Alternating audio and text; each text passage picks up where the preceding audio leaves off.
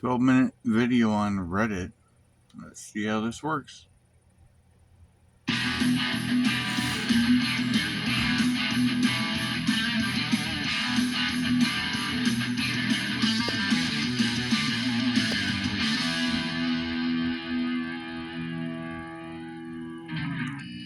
Welcome to Joe's Garage, or Joe's Garage, depending on where you're from. Built in 1988, started operating it in 1989 on the Adrenalize album. When this house was built, this was 3 bedrooms. So what I did was knock the wall down between bedroom 1 and 2, and then knock a hole from bedroom 2 into bedroom 3, which became, that's the singing room, and this is a control room. And bit by bit, it just became what it is now. This is a fun room. It's not here to be perfect for a Dire Straits album or something like that. This is a fun room. We get work done, but we have a laugh as well. A gift from Ronnie Wood, painting of Bob Dylan. Because Ronnie was moving into Ireland and wanted to build his own studio.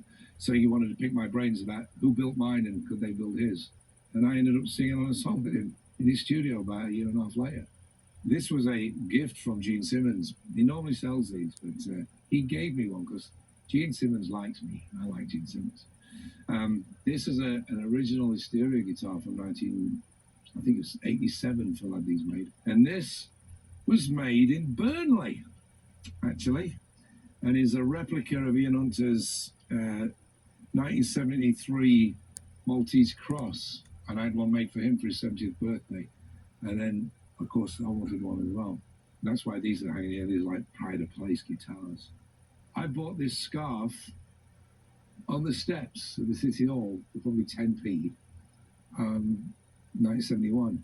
And Def Leppard played there 9 years later. The same guy was selling Def Leppard ones on the steps. And I bought one. This is it, Joe's Garage. I'll take you to the singing room where I yodel. Follow me. So this is the vocal booth, the vocal room. Guitars hanging on the walls just because, quite frankly, I can't find the cases for them. And then it's good because we normally say, just grab an acoustic, let's work a song out. If the band are here, we just pull 4 acoustics down and we jam around. And this is the microphone that I've sung into for decades. It's dented and bent where it's probably fell off and landed on the floor. But it's all I need. We've tried various different mics and we always end up coming back to this one. But it works for me, and this is what I sing into. Job done.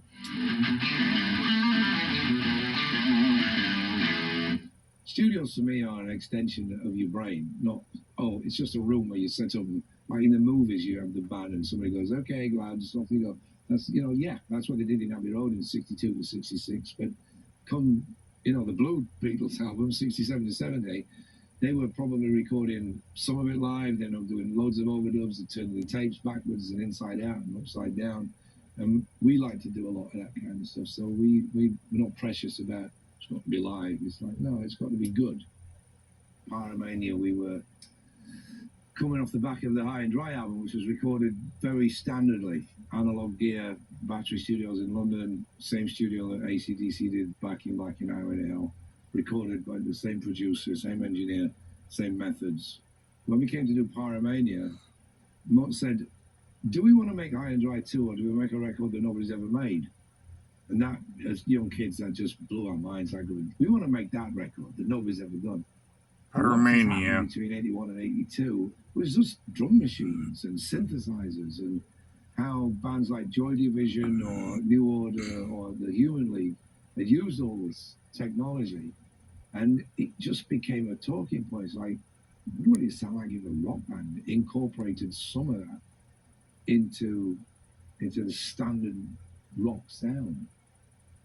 When we made Pyromania, none of us knew what we were doing. We did everything backwards. We did the drums last. We played all the guitars, all the bass, and a lot of the vocals to a drum machine just going bump, click, bump, click. And so we had no idea what the dynamics were going to be like when it was done. But then when it was finished, it's like, wow, this sounds like nothing I've ever heard. So Hysteria was what it was. It was recorded in Dublin. It was recorded in Holland, a little bit in France.